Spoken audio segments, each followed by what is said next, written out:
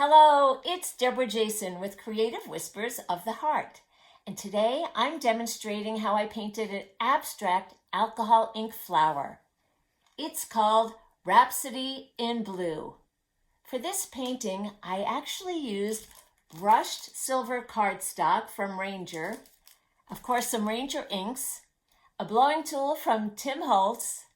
I have a couple of micro tip applicators, and a round brush, a number 6. I believe it's a number 6 round brush. So are you ready? Let's get started, shall we? The first thing I'm going to do is lay down some ink. This is Monsoon. I take a little microtip applicator and create a circle, but I'm not really that worried about the shapes. Next, I'm going to add to that with some glacier. Just a few drops of glacier on each side of that circle. A little bit more there. And then I'm going to add stream. It's not looking very attractive at this point, but you will see how it transforms. Once it's dry, I'm going to add 91% isopropyl alcohol and blow it with my blowing tool in the direction that I want the ink to go. It's short little bursts that I'm using with the blowing tool. And then I turn my paper around as I go and add alcohol and blow some more. I do blow the ink until it's dry. So I just keep going with those short bursts. And now I'm going to speed this up so you can see what I'm doing, just going around the paper, adding alcohol and blowing. Then I use the brush on occasion to sort of shape a petal, but then add alcohol to it to blow it out. I just go around the paper, adding alcohol and blowing. When I'm done, I'm putting some ink on that brush and creating the center of the flower. There it is, but it's not done. Next, we're going to move into the center of the flower. I'm using liquid pearl. This is white opal. You might see some people use this and drop down a little bit of the pearl and then use a toothpick or a safety pin to move it. I'm just using the nozzle technique and dripping it down onto my paper. This is pewter, and you'll see I do have a safety pin off to the side. That's really just to unclog the ink. The liquid pearls are thicker, so sometimes that nozzle gets a bit clogged. But I'm just dropping down pewter and white opal and creating the center of the flower. There's a little bit of a close-up, but I'm not done yet. Now I take a white gel pen. Oh, it's kind of clogged there. Let's get it to work. There we go. And I'm adding to the center of the flower. I can't remember. I think these might be called petals in the flower.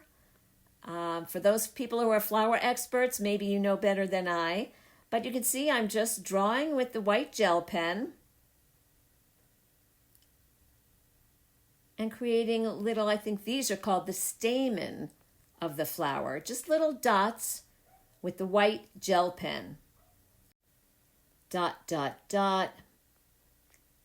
And I go around just adding tiny little dots.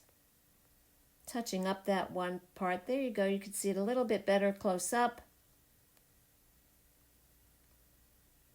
And now I've sped it up a little bit.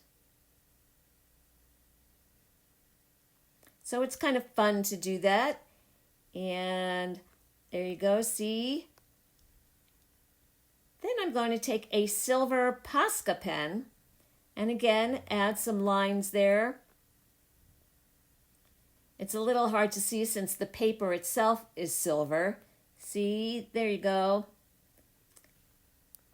And some little dots down toward the bottom in the center there from where all those little petals, if that's what they're called. See those tiny little dots? Now I'm taking a black Posca pen. Oh, gotta shake it up shake up those Posca pens good before you start to use them. But I'm adding black now. So I have white, silver, and black in the center. And again, I'm doing tiny little dots where I've added those black lines. See those? Just tiny little dots going around the flower.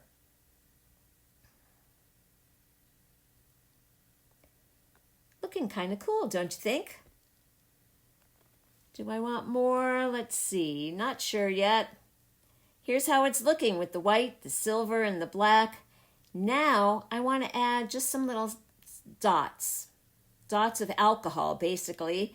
Putting some alcohol on my micro tip applicator and touching the ink to reactivate the ink to create small spots. See it there and there?